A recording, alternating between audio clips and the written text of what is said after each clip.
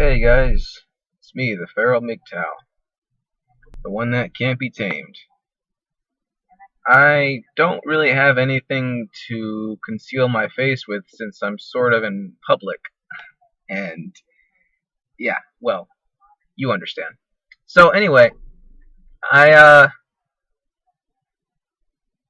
there's something that I've been thinking about, and I've asked a few friends, but they can't give a sure positive answer because at my age, a lot of my friends are already they're not single. They have girlfriends or a wife or some kids.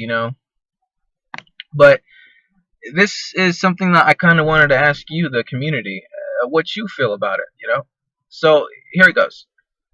Now it's not. It's gonna be a long explanation to this question. So just hear me out on what I have to say to explain myself. That way you can get an idea of the question.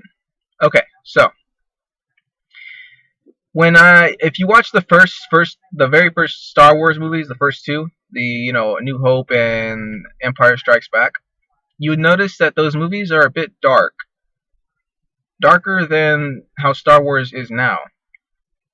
Because how Han Solo, he shot first, everybody knows that by now. But there was one scene in particular that sticks out to me, is in the bar scene where Luke Skywalker gets into a confrontation with guys who are wanted on 3 systems or 6, who knows, but how Obi-Wan chops that guy's arm off, and then it shows the scene where the guy's arm's on the floor, and there's also a splatter of blood along with the arm. And not only that, Luke's hand gets chopped off, and Empire Strikes Back it just has a morbid, hopeless feel to it. It's kind of sad, but it's very effective. And also, but then you see like Return of the Jedi, where come on, the stormtroopers get destroyed by Ewoks like that. Even as a kid, I thought that was pretty stupid. I hated Ewoks. I thought they were a terrible idea. But you know what?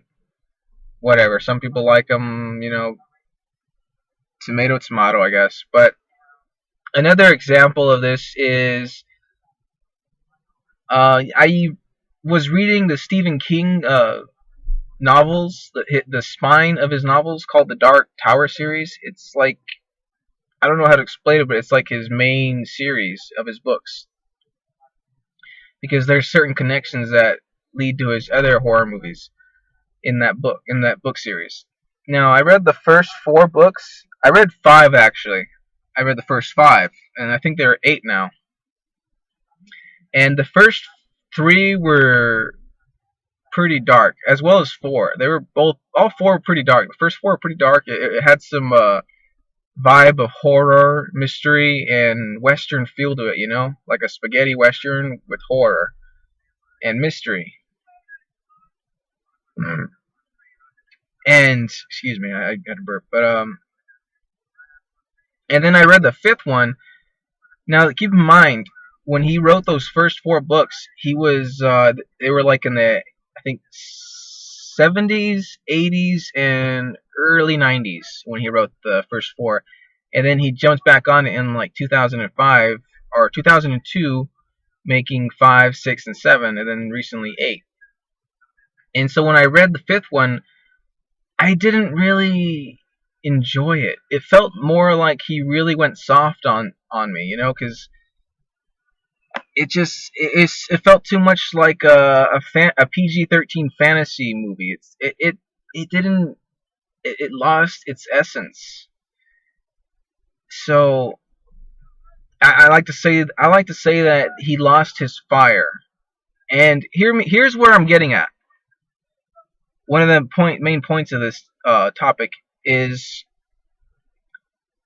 that Stephen King and like George Lucas, they a lot of novelists and movie directors, in their beginning, when they're young, they have this fire in them that they're not afraid to be provocative. They're not afraid to push boundaries a little, and they're not afraid to be real with their situations and the stories in their situations, or the situations in their stories, and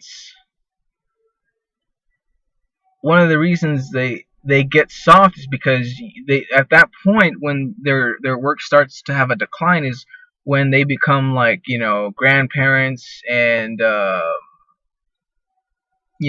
family man.